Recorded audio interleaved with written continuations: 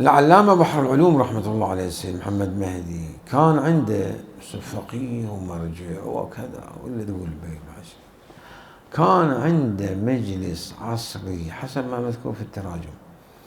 كان عنده مجلس عصري يومي في النجف الأشرف للمشاعرة، ندوة شعر.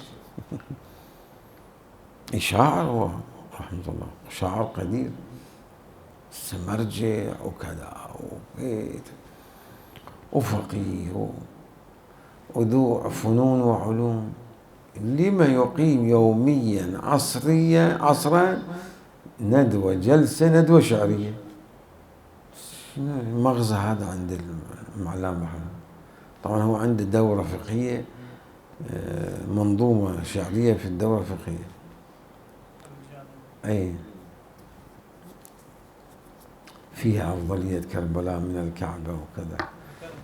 أي فيها الشهادة الثالثة في الأذان والإقامة، وفيها أمور كثيرة ولائية، طابع ولائي قوي موجود في المنظومة الفقهية لبحر العلوم رحمة الله عليه. على أي حال مذكورة في الجواهر بعد.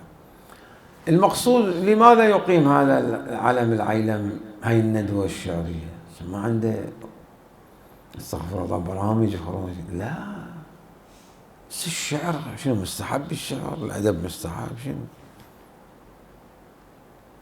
عالم كبير وقته ثمنه كالذهب، كيف يصير؟ وفي بحبوحة مرجعيته وكذا. يذكر هذا في ذلك.